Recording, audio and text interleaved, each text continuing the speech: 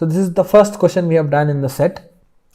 So what we'll try to do is follow the approach that we've discussed, right? Step 1, what was the things that we discussed as approach?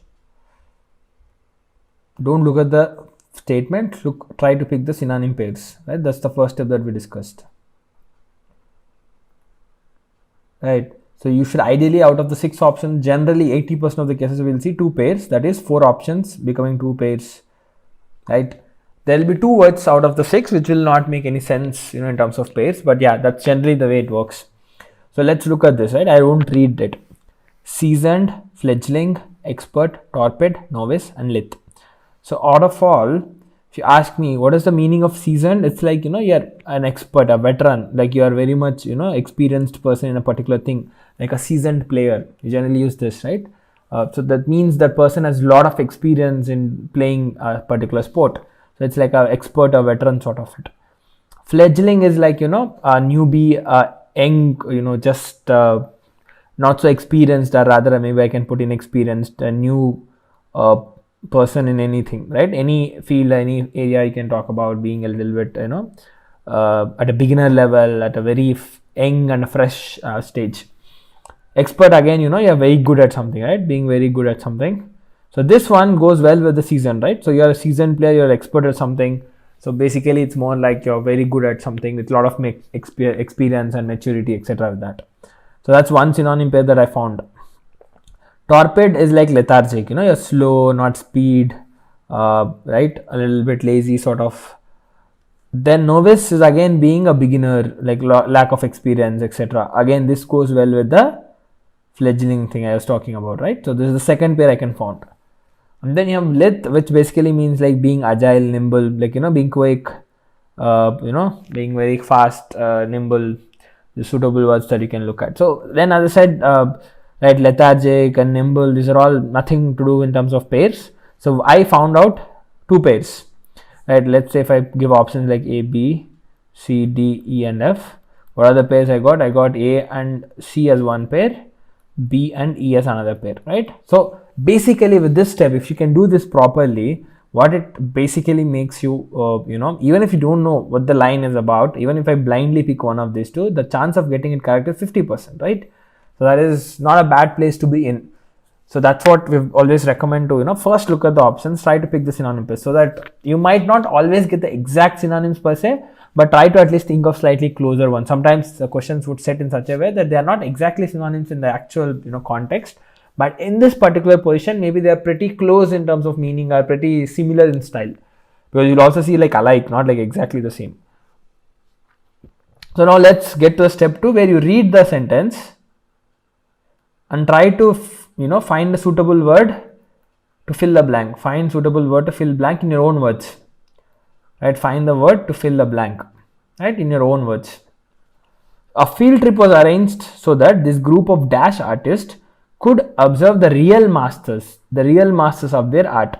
So a trip was arranged so some, group of artists could actually observe a real masters. This is the exact clue that you have to understand. So if they are being taken to somewhere so that they can observe, learn from, see the real masters of their art. So these guys are supposedly like, beginner, right? Not so expert, not masters, right? They are not masters. So basically they are like an, inexperienced or upcoming artist sort of it. So I think we can already know what the answer is. So veteran and expert would not fit here, because experienced or a veteran artist would, wouldn't be taken to somewhere so that they could observe the real masters of the art, the real masters of their art, right? So that means the answer would be B and D, where they are inexperienced and beginners. So basically they are at starting stage of their career in terms of growth or maybe learning stuff. So that's why they are taken up somewhere so that they can actually observe the real masters of the art and learn from them. That's why the answer would be B and D. That's basically fledgling and novice, right? A bit easier if you know the meanings of the words. The second one, again, you have to choose 2 options obviously that fills the blank. Again, let's follow the same sequence. Step 1, find the synonym pairs. So what I would recommend is, if you got it wrong or you want to try it, pause the video. If you don't know the words, try to first guess your own pairs. If you're not able to still get it, try to Google the words and get the meanings, right? And then I think that will help you. So first thing is about flagging. It's like the meaning is like tired, or lack of energy, sort of. That will be the word that will suit for this. Right, then you have hale. It's being strong, healthy, good. So hale and healthy is what is generally used as well, right? Like you're doing good, like you're healthy, you are strong, good right now at this point. So that's being, sometimes we also call it like you're hale and healthy, right? And then you have this word called lissom, which basically means like you're being thin. There are a lot of ways to call being graceful. So some people would consider being thin as graceful and all. Maybe in that context you generally use it. So that's like something around these words. Loathsome, loathing, hating someone, right? So basically, you have hate towards someone. Like loathsome is like having that, a feeling of hating someone, right? A feeling of hate, all those negative feelings that you have. That's being loathsome. Vigorous is again, you're being very energetic, right? That's the suitable word for vigorous. And enervated is again like, lack of energy. You lost your energy and, So here if you ask me the synonym pairs, obviously the flagging and enervated are one pair for sure. That's basically A and A, B, C, D, E, F, right? So A, B, C, D, F, F. A and F is one pair. What is the second pair I can look at? If I have to pick, I'll pick healthy and energetic. Like you're being vigorous, you're being hale, strong, sort of suits a bit like a decent ones if I have to pick. As I said, not necessarily like exact meanings, but very similar in context you should consider. Hate, having that feeling of hate, being thin, graceful, that's all like, absolutely irrelevant in this story. Like no, they don't make any sense or anything relevant to the other words actually. So that at least helps you to avoid. Now your probability of getting it is 50%, right? Up to this extent if you know it. At least, as I said, most probably the GRE questions would have 2 pairs out of the 6. So there will be 2 irrelevant words. You can't form in any, pairs or something. So that way, even if you don't know what these meanings are, right? Let's say lissom or something, you don't know the word. I think you can still avoid it, assuming that, okay, hopefully that the answers will be in this, right? Very rarely that happens that you already found a couple of pairs that this is another pair where lissom and loathsome are similar in meaning or something like that. So now let's read this. And step 2, read the sentence. After a long, hard practice in the summer, so this is the key thing, summer sun, the football players were visibly like it's a tired, no? It's like they have had a hard, long practice, which means they are tired. That's what the football players were visibly tired. So they were lacking energy. So it's like flagging and enervated, right? That's like they lost all their energy. They're looking very tired without any energy. So the suitable words would be flagging and enervated for that. Again, as I said, if you can know the meanings of these words, they turn out to be like 60% done. That's why I keep, focusing on, the vocab part to the students. It's easy to know the technique. It's like once you know the meanings of the words, it's not that hard to pick synonym pairs, and then already you are pretty much 60% done with the question. It's just, if you can read the sentence like decent level and you can easily pick it. I'd say 70 to 80% of sentence equivalence depends on how good you know the meanings of the words that are being used. If your vocabulary is like really good, you have a great lexical ability, I think you'll find it much easier to, solve these questions. With the technique that we are talking, it's not that hard to get used to this technique either. Right, let's look at the third one. Again, let's look at the options only. The step 1, pick the pairs. That's our target, synonym pairs. Right, so sanguine, so this is like being a bit optimistic, but then in a bullish way, or being overconfidently optimistic or hopeful.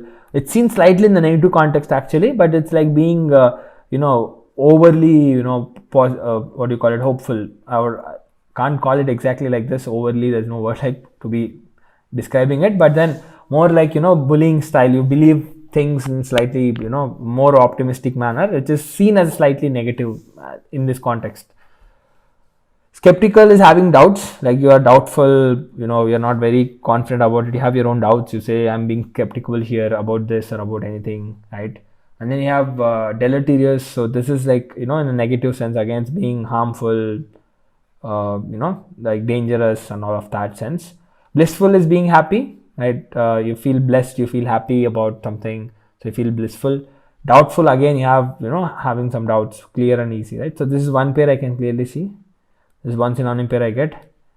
And then, right, gullible is like basically when someone is easily, how do I call it? Easily can get bullied, right? So, in a way you call it gullible. So, like let's say there's a person A he's actually someone who listens to everyone's words and believes in it, easily trusts them, and then easily gets cheated or easily gets scared if someone shouts at them and all of that. So in a way, this in multiple contexts use it in that way. Basically, someone who easily goes down on that particular level and agrees with someone else, right? Be it on the scary part, be it on the cheating part, anything. So that person is easily gullible. So that's basically like what I can call it, right? So easily bullyable. Rather someone who easily gets bullied, right? That person is called gullible, right? So out of this, I really find it hard to find second pair actually, right? I mean, there's one pair I can see: harmful, hopeful, blissful is happy. So let's look at the word actually. Even though the judge tried to negotiate a settlement between the two parties, he remained dash of the outcome because the parties refused to compromise. So that's basically the judge tried to negotiate, even though there is a keyword you have to understand. Even though, so despite the efforts from the judge, right? What was the judge's effort? He wanted to negotiate a settlement. Even though basically means that did not happen, that was not working out. That's what you should obviously understand. This is what the normal thing is. The judge tried to negotiate, but despite that, the judge was not sure, right? He remained unsure of the outcome, or he had his own doubts because the parties refused to compromise. So out of his, obviously this pair, the skeptical and doubtful, is a very simple thing. Sometimes if you're very lucky, if the question is obviously easy, you'll only have one synonym pair, right? Which would make it very easy for you to also, when you don't find too much of relevance for the thing that will also make it easy for us to pick it. So second step, if you read the sentence, you understand this, and the option, the doubtful is the more suitable, and the skeptical, both of them similar meaning, that would fit over there. It's a relatively easier one to work on. So this one, although the war ended a century ago, the two kingdoms have been dashed to develop more amiable. Look, what is the meaning of amiable? Okay, sorry. First, my bad. Let's look at the pairs. I've gone through a different. Right. Let's look at synonym pairs. Right, reticent. So this is basically when you're trying to be a bit doubtful or rather restrained. You're not very open in expressing your thoughts. Let's put it this way, right? You're a bit reserved in explaining things. So that's what being reticent. Right, open is opposite of it. You clearly see that you are open. You are trying to be very clear, transparent, and all of that in a way, in a context. Right, and then you have vituperative. That's being abusive. Like if you are just abusing as such, being a bit harsh and abusive towards someone. So that's basically that. Then you have like vying. So vying is again going after it or supporting it. Right, I vouch for, I'm vying for it. So it's basically like you're supporting, you're believing in it. I want this to happen, sort of, like a positive word that will foot. Xenophobic is a bit easy to understand. It's like someone who hates people from a particular country or a particular place. Someone who hates if A is xenophobic, that means A hates people from a particular place, like country or a particular region or something. So that's like who hates people from a particular place. Like technically it's from a particular country, but yeah. Hesitant is again you are like hesitating. You're not very comfortable with doing something.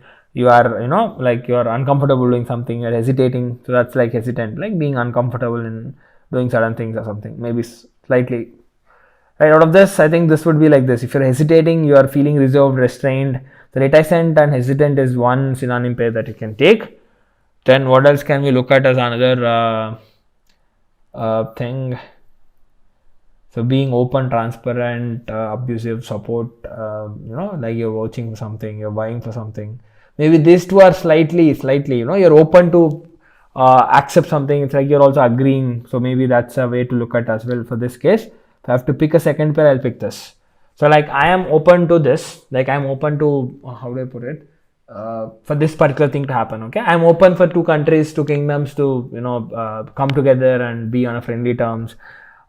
Same time, I'm also vying for it. I want this to happen. Like slightly, something the closest I can pick up. Anyways, otherwise the abusive and xenophobic, this hating things would not make any pairs with anything else. So now let's get to this. You need to know maybe a little bit of this also. Amiable is like friendly. although the war ended, although again this is a transition word, you have to be careful. So the war ended a century ago. That has happened. Like the war ended a century ago, but despite that, that's what all those say, right? Actually, the war ended a century ago, but the two kingdoms. So now from here on, I should be against this. What do you expect if war ended some time ago? You expect that people have started to be together, well, happy times and all. But that's not is happening. What is happening? So the war ended, which means you might infer that okay, people are together. That's what you expect. That's why I have a negative, the transition or the negative connector, which says, wait, the war ended, agreed, but the two kingdoms have been dashed to develop more friendly relationships, have failed to, right? Or did not, right? Have been, careful, or maybe whatever you call it, have been very, careful to develop more friendly relationship. They did not do it. That's what that means. So obviously, I think out of all, so there are two pairs, right? The reticent and hesitant, and the open and vying. If you go for this, you are actually saying that the two kingdoms have been very open to develop more. They wanted. That's not what it is. They did not want. They are not actually positive. So they are reserved. They were uncomfortable. They were like, being a bit more protective and being a bit more careful to develop friendly. So being reticent, being hesitant is a perfect word. The other pairs are opposite. That's how sometimes, or rather a good number of times they ask. They'll give two pairs. Definitely they will be opposite in meaning, so that because when students are not clear with the sentence, they go for the opposite one, right? That's the obvious thing, right? You understand something like the negative transition, the connector that you have, based on which you have to understand whether it has to be that the kingdoms have been very, they have tried very openly to develop, or they did not try. They have been very careful, because those are the only two things you can think of, and that's why they've given both the options that way. So you have to be careful in reading and understanding it, right? So that's answer A and F is the answer for this. The last one, if the scientist can determine, step 1, pick the synonym pairs from the given. So mitigate. So mitigate is like, you're stopping or avoiding something, you are reducing, right? I can maybe call it avoiding, stopping. Mitigating is more like, you're not complete stop, but you're slowing down or avoiding it actually. Aggravate is increase, like you aggravate the problems, you aggravate the pain. So basically you're increasing it, you're making it more and more. Stabilize means you're controlling it, right? So it's under control, you're just stabilizing stuff. So it's not too high, it's not too low, you're stabilizing it. Exacerbate is also like increase, similar to the aggravate part actually. You're increasing something, the pain, the problems, whatever. So this is one synonym pair I can see. Ameliorate is also like avoiding, and basically you're trying to reduce something, trying to improve by trying to improve is more suitable word. So here by trying to improve by reducing or something, more like you can think of. So you're trying to improve the situation of something. That's more like what ameliorate can be. So describe is explaining things, right? So something like you're describing, you're explaining things. So now let's get to this. If the scientist can determine the problem faced from this condition, they may be able to develop drug therapies or other treatments that could dash the effects of the damage, that could reduce, that would decrease. Right? These are suitable words, right? So if the scientist can actually determine the problem faced from this condition, they may be able to develop the solutions for it, so that other treatment that could decrease the effects. No one would want to increase the effects of the damage, right? So increase this one is gone. The other pair is this. The second synonym pair is mitigate and ameliorate. These are the two synonym pairs out of all the 6 words. And then, as I said, stabilize. That's not synonym to anything else. That is a trap word if you ask me. People think drug therapy, other treatments that could stabilize the effects of the damage, but then it's not like really stabilize. It's like controlling it. Rather, I would want to decrease the pain. I would want to decrease the effects of the damage. I would want to reduce it. I would want to try to improve the situation by reducing the effects of the damage. So out of all, the mitigate and ameliorate are the suitable words for this particular blank. So as I said, pick the synonym pairs, read the words carefully. If you know the meanings of them, see, it can always happen that you don't know meaning of 1 to 2 words. Then we got to, sort of take some chances. Obviously, you cannot, guess and know each and every word, but we'll try to guess to whatever the words you can pick. You try to pick the root words or maybe some sort of a negative prefixes and all. Try to figure out and then try to answer the particular thing. So always happens, if it's just one word, I think you can pretty much confidently mark it without taking too much of chance. That's the basic rule. All you need to know is if there are n words in a question or options, as long as you know n minus 1 words, you're good to go. If you know that none of the n minus 1 words are correct, obviously this word would be the correct one. It's the normal fill in the blank. In this case, you should be able to find the pair. I think that's still a problem if you don't know that one word. As long as the set, most probably thing that will happen is they will give 2 synonym pairs. So if you know the 5 words, you should still be able to figure out the synonym pairs. Otherwise, if that one of the pair has a word which you don't know, that's where the problems start to happen. So you still need to guess and try it. That's why I think a good percent of your ability to solve sentence equivalence, or for example text completion as well, is to do with your vocabulary skills. If you get the vocabulary part really well, sentence equivalence is definitely much easier. At least I can understand text completion as slightly harder ones, and then with multiple blanks. But here it's much easier to fill with one blank. Enough clues will be given in the statements. All you need to ensure is that you know the meanings of the words so that you can get a good score with that. Right? So we have more questions there in the practice sets. You can keep practicing them with the solutions. But I just hope you'll stick to this method, right? More practice you do, on top of that keep learning the words. That's very important so that you do better with these questions.